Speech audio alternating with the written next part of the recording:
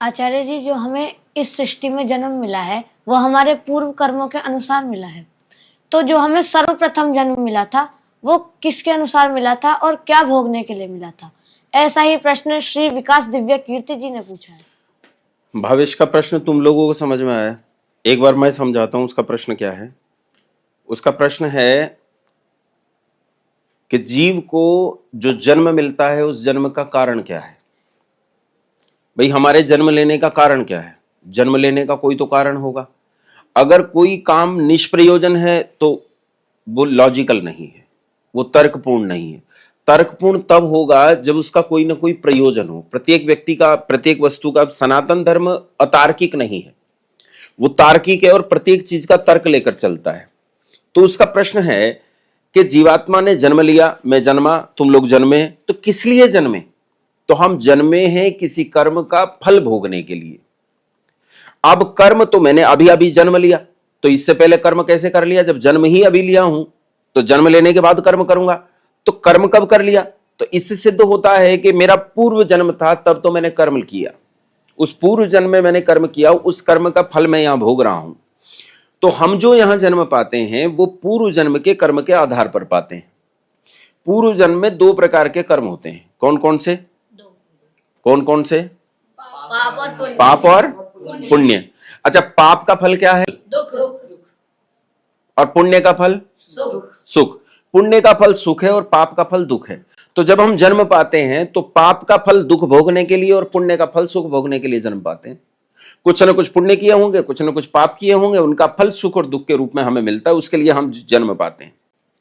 अब उसका प्रश्न है कि हर जन्म में पिछले जन्म के कर्म के आधार पर पा रहा हूं, लेकिन सृष्टि के प्रारंभ में जब सबसे पहला जन्म हुआ तो उसके पीछे कोई जन्म नहीं था, तो कोई कर्म भी नहीं था। जब कर्म नहीं था तो जन्म क्यों कर हुआ?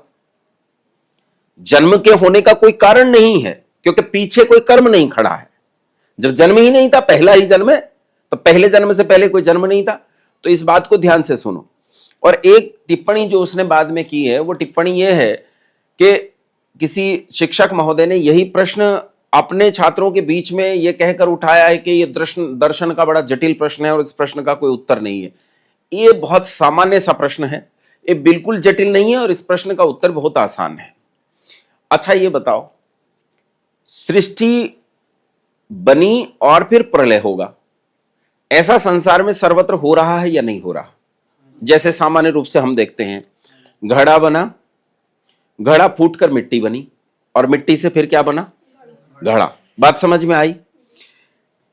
घड़े से पहले भी घड़े बनने की वस्तुएं विद्यमान थी। जब मिट्टी रूप में था तब भी उसकी वस्तुएं विद्यमान थी, जब घड़ा रूप में है तब भी उसकी वस्तुएं विद्यमान है। जो मूल कारण है घड़े का, वो मिट्टी के समय भी विद्यमान है और घड़े के समय भी विद्यमान है। बात समझ में आई? केवल इतना हो रहा है, वो जो मूल प्रकृति है, उस मूल प्रकृति से एक बार वो डिसमेंटल हो रहा है, प्रलय हो रहा है, और एक बार उसकी सृष्टि हो रही है। समझ में आई कि नहीं आई बात? इतनी बातें समझ में आ रही हैं कि संसार में हम प्रलय और सृजन पल पल में देखते हैं। सारे संसार में सृजन और प्रलय चल रहा है। कैसे? जब से मैंने तुम लोगों से बात करना शुरू किया उस समय से अब तक मेरे शरीर में न जाने कितनी कोशिकाएं मर चुकी हैं, न जाने कितनी नई कोशिकाओं ने जन्म पाया है। तो जो नई कोशिकाएं जन्म पा रही है, ये सृष्टि हो रही है, और जो पुरानी कोशिकाएं मर रही हैं वो प्रलय हो रहा है, डिसमेंटल हो रही है। समझ में आया कि नहीं आया? जब हम भोजन करते हैं तो भोजन करते हुए हमारे शरीर में एक क्रिया होती है जिसे उपापचय कहते हैं। उपापचय के भीतर दो क्रियाएं होती हैं, अपचय और उपचय। इनमें से एक निर्माणकारी अभिक्रिया है और एक विनाशकारी है।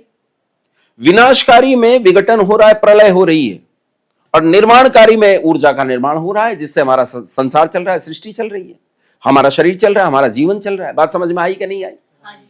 तो ये सृष्टि और प्रलय एक के पीछे एक, एक के पीछे एक चली आती हैं। सृष्टि और प्रलय अनादि और अनंत हैं। सनातन धर्म के दृष्टिकोण से सृष्टि और प्रलय अनादि और अनंत हैं। इनका मूल कारण प्रकृति हमेशा बना रहता है। सृष्टि हमेशा नहीं रहती, प्रलय हमेशा नहीं रहती। प्रलय सृष्टि में बदल जाती है और सृष्टि प्रलय में बदल जाती है, लेकिन मूल कारण प्रकृति हमेशा ही बनी रहती है। सांख्य दर्शनकार कहते हैं सत्व रजस्तम सा साम्य अवस्थायाम प्रकृति। इनकी जो साम्य अवस्था है, सत्व रजस तम की जो साम्य अवस्था है, उसका नाम प्रकृति है। प्रकृति मूल कारण है, वो हमेशा बना रहता है, वो कभी नष्ट नहीं होता। इसी मूल कारण से सृष्टि और प्रलय, इन दोनों चीजों का आना जाना लगा रहता है। तो इस सृष्टि के प्रारंभ में जो तुम्हें पहला जन्म मिला, वो तुम्हारा पहला जन्म नहीं था।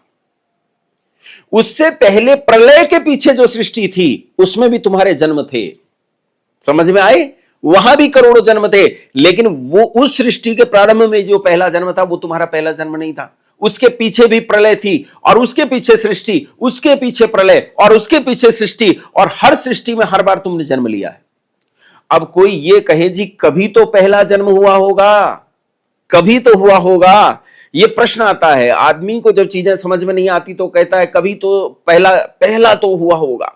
अच्छा, साइकिल का पहिया देखा तुम लोगों ने? हाँ ना बोलो। उस साइकिल के पहिए में ताड़ी होती हैं जो धुरे से उसकी परिधि तक जाती हैं, बहुत सारी होती हैं।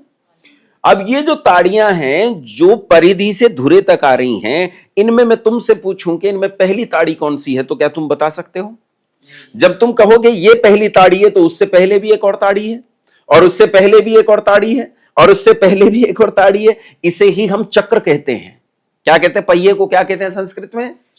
चक्र कहते हैं। इसे ही हम चक्र कहते हैं। सृष्टि और प्रलय का चक्र है संसार में, इसलिए कोई सृष्टि पहली सृष्टि नहीं है, तो कोई जन्म पहला जन्म नहीं है। हर बार जब तुमने जन्म पाया है, तो वो पिछले किसी जन्म के कर्म के फल के रूप में पाया है। बात समझ में आ गई? ये छोटी सी बात है, लेकिन जिन्होंने सनातन धर्म के दर्शन के सिद्धांत को अच्छे से अध्ययन नहीं किया, उनके ये मन में ये प्रश्न स्वाभाविक रूप से उठ सकता है। सहज है इस प्रश्न का उठना, और ये आसानी से समझ में भी नहीं आता। जब हम कहते हैं सृष्टि अनादि है, तो ये आसानी से समझ में नहीं आता है। जब इसका लंबे समय तक अध्ययन किया जाता है, तब जाकर ये समझ में आता है। अब मैंने तुम्हें 5 मिनट में बता दिया, तो ये 5 मिनट में समझ में आने वाला नहीं है, ये इन 5 क्षणों में समझ में आने वाला नहीं है। अभी तुम्हें लंबी अवधि लगेगी, और लंबी अवधि में तुम इस बात को जानोगे कि अनंत होना और अनादि होना क्या है, अनादि और अनंत वास्तव में क्या है। बात समझ में आई कि नहीं आई? ठीक है, अगला प्रश्न पूछो। आचार्य जी, भारत की वर्तमान में जनसंख्या 130-140 करोड़ है, और आज से लगभग 300, 400, 500 साल पहले भारत की जनसंख्या 10 से 20 करोड़ रही होगी, जबकि जो आत्मा होती है वो ना तो मरती है ना जन्म लेती है, तो अचानक से इतनी आत्माएं कहां से आ पड़ी? ठीक है, श्रेयांश के प्रश्न को लेते हैं। श्रेयांश ने प्रश्न पूछा है कि आचार्य जी, आज इस प्रश्न को पहले अच्छे से समझ लेते हैं। किसी भी समाधान पर पहुंचने के लिए पहले क्या समझना जरूरी है?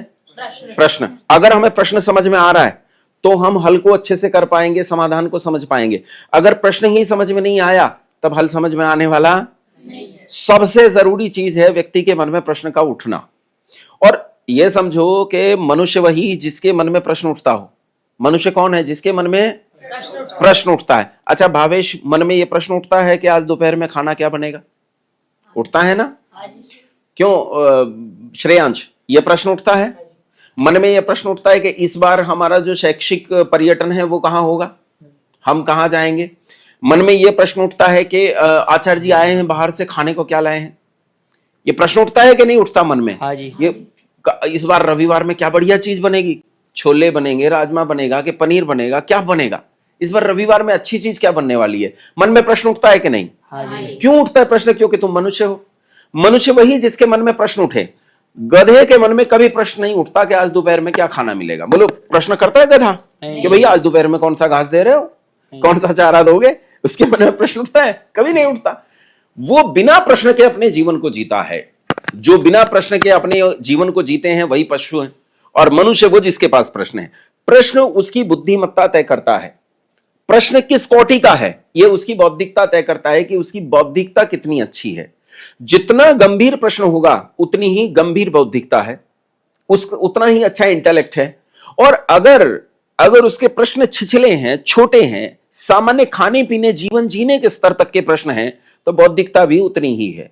लेकिन अगर वो इससे परे के प्रश्न पूछता है, तो इसका मतलब उसकी बौद्धिकता गहरी है, वो उससे ऊपर उठकर पूछता है। जैसे सामान्य रूप से, मुझे भोजन मिलेगा कि नहीं मिलेगा, ये प्रश्न, ये मेरा व्यक्तिगत प्रश्न है, ये छोटा प्रश्न है।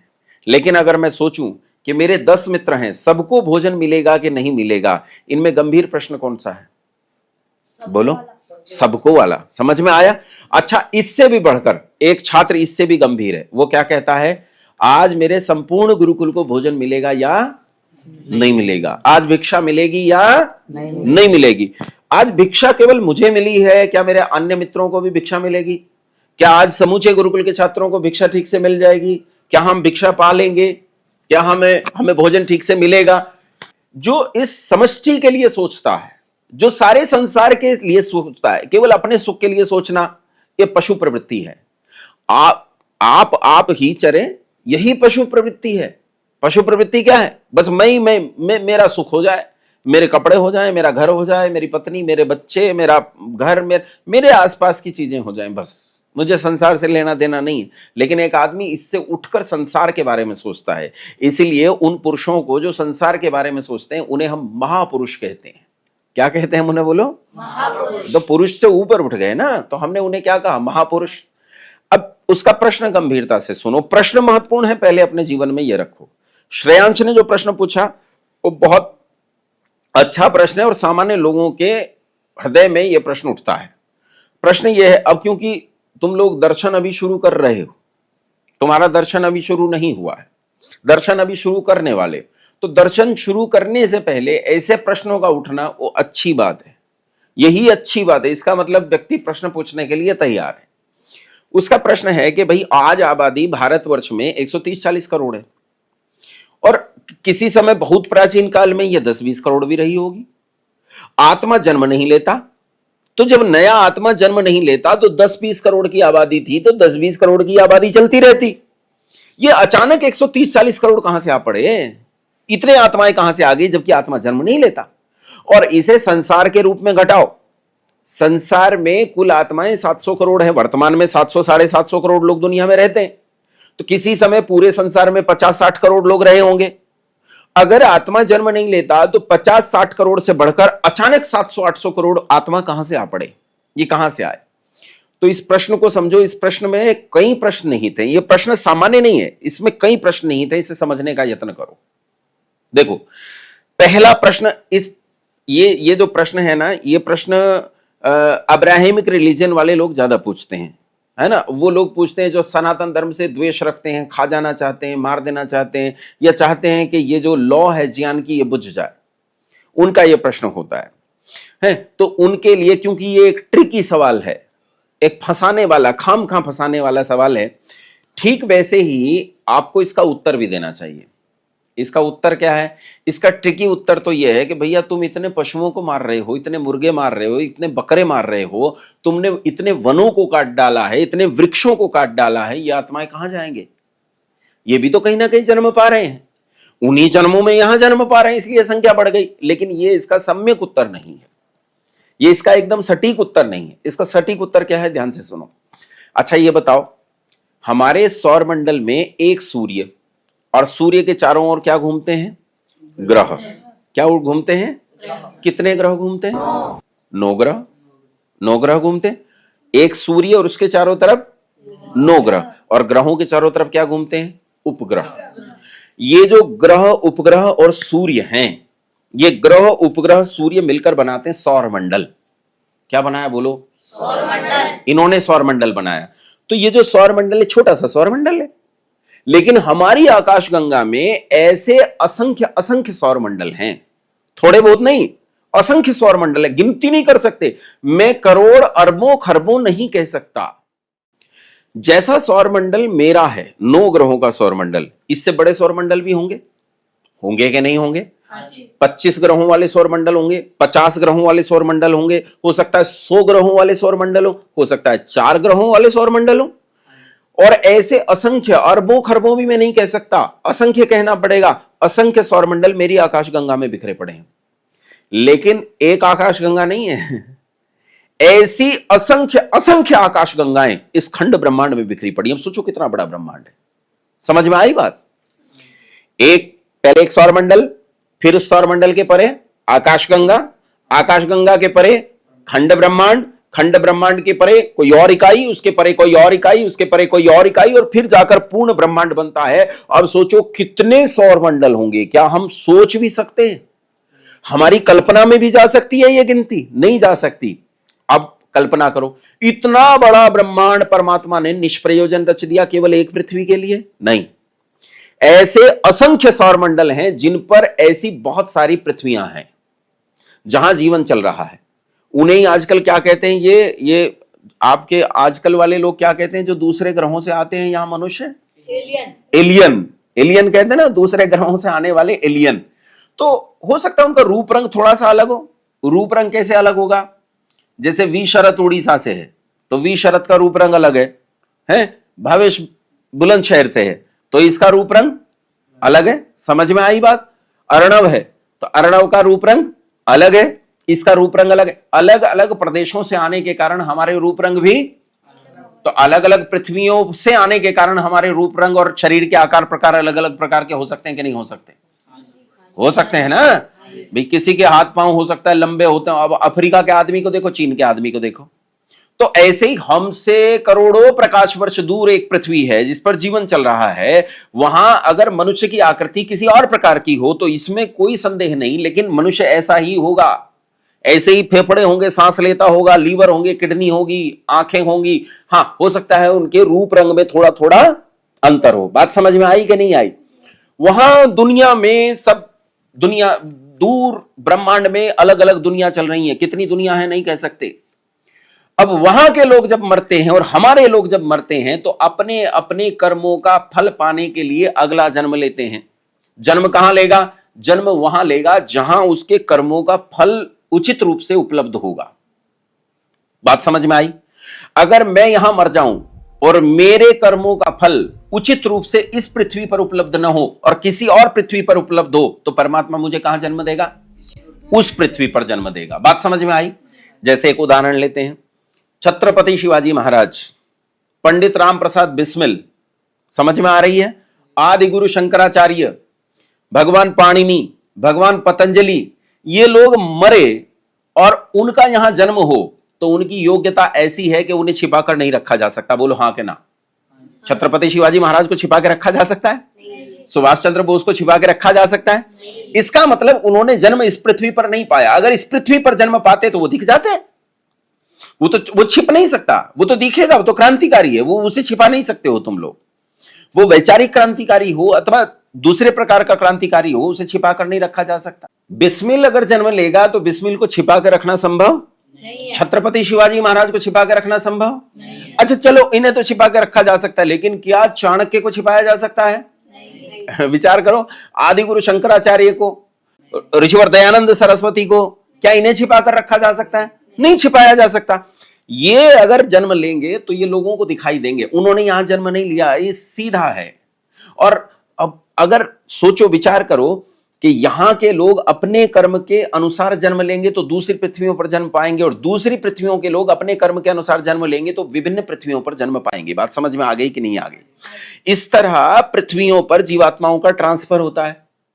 आजकल नौकरियों में लोगों का ट्रांसफर होता है, वैसे ही जीवात्माओं का भी एक पृथ्वी से दूसरी पृथ्वी पर ट्रांसफर होता है। हो सकता है इसी आकाश गंगा के किसी सौरमंडल में जन्म ले, हो सकता है किसी और आकाश गंगा के सौरमंडल में जन्म ले, न जाने कहां जन्म लेगा। और इस तरह अलग अलग पृथ्वियों पर संख्याओं का घटना और बढ़ना संभव है। बोलो हाँ के ना? बात समझ में आ गई? हो सकता है हमारी पृथ्वी पर ऐसी परिस्थितियां बन गई हों कि दूसरी पृथ्वियों पर जो लोग जन्म ले रहे हैं उनके भोग इस पृथ्वी पर मौजूद हों, इसलिए वो लोग मरकर यहां जन्म पा रहे हैं और यहां संख्या बढ़ती जा रही है। बात समझ में आ गई कि नहीं आ गई? अभी ध्यान से सुनो। हमारी पृथ्वी पर जो काल चल रहा है, ये काल हम लोग कहते हैं ना भाई ऋषि मुनियों का काल कितना अच्छा था, कहते हैं ना लोग सतयुग की कल्पना करते हैं। हालांकि सतयुग कलयुग तो एक के पीछे एक चले आते हैं, न जाने कितने सतयुग बीत गए, लेकिन लोग कल्पना करते हैं कि एक काल ऐसा रहा होगा, राजा राम का काल कितना सुखी सुख होगा, ऋषि मुनियों का काल कितना सुखी सुख होगा, चारों गुंडे नहीं, बदमाश नहीं, अपहरणकर्ता नहीं, ईर्ष्या द्वेष करने वाले नहीं, लोग नहीं है, वो सब नहीं, अच्छे लोग रहते हैं। तो ऐसा काल इस पृथ्वी पर कभी रहा होगा? गर्दन हिलाओ हाँ के ना? रहा होगा कि नहीं? अभी खराब है। अच्छा ये बताओ, इससे खराब हो सकता है कि नहीं आ सकता? ऐसा भी हो सकता है कि पूरी पृथ्वी पर उन लोगों का कब्जा हो जाए जो जिहाद करके दुनिया को कत्ल कर दे, एक को भी ना छोड़े, और फिर उनमें आपस में मारकाट मचे और वो एक दूसरे की हत्याएं करे। वो भयानक नरक जैसा जीवन होगा। ऐसा होगा कि नहीं होगा? हाँ जी। अब सुनो ध्यान से, यहां का व्यक्ति यहां से मरकर, मेरी बात समझना और उत्तर भी देना मुझे, यहां का व्यक्ति यहां से मरकर जब कहीं दूर किसी ऐसी पृथ्वी पर जन्म पाएगा जहां ऋषि मुनियों का काल चल रहा होगा, तो वो वहां जाकर क्या कहेगा? कहां आ गया मैं? स्वर्ग में आ गया। क्या कहां कहेगा? और वहां का व्यक्ति मरकर जब यहां आएगा तो क्या कहेगा? बोलो यार मैं नरक में आ गया। और यहां का व्यक्ति मरकर इतनी बुरी पृथ्वी पर चला जाए जहां बिल्कुल आगजनी हो रही हो, तो वो भी क्या कहेगा? मैं कहां आ गया? इसका मतलब है कोई एक पृथ्वी किसी दूसरी पृथ्वी के लिए स्वर्ग होगी, हाँ और जी। कोई एक पृथ्वी दूसरी पृथ्वी के लिए नरक हाँ होगी। जी। बात समझ में आ गई? यही पृथ्वियां एक दूसरे के लिए स्वर्ग और नरक हैं। हर पृथ्वी किसी दूसरी पृथ्वी के लिए स्वर्ग है और किसी दूसरी पृथ्वी के लिए नरक है। मेरी ही पृथ्वी जहां भयंकर मारकाट से व्यक्ति यहां आया है उसके लिए स्वर्ग है, और मेरी ही पृथ्वी ऋषि मुनियों के काल से आए हुए व्यक्ति के लिए नरक है। जो जैसा कर्म करेगा वैसा फल पाएगा, वैसी पृथ्वी पर जाएगा। इस तरह हमारी संख्या बढ़ती जा रही है और कहीं संख्या घटती जा रही होगी। हो सकता है कल हमारे यहां संख्या घटने लगे, क्योंकि जब जीवों को उनके कर्मों का फल हमारे यहां नहीं मिलेगा तो वो कहीं और जन्म पाएंगे, तब हमारे यहां संख्या घटती जाएगी। बात समझ में आई कि नहीं आई? स्वर्ग और नरक समझ में आ गए? स्वर्ग मतलब सुख विशेष, स्वर्ग मतलब सुख विशेष, और नरक मतलब दुख विशेष। जहां दुख विशेष होता है उसे नरक कहते हैं, और जहां सुख विशेष होता है उसे स्वर्ग कहते हैं। जिस पृथ्वी पर सुख ही सुख है वो स्वर्ग है, और जिस पृथ्वी पर दुख ही दुख है वो नरक है। इस तरह हम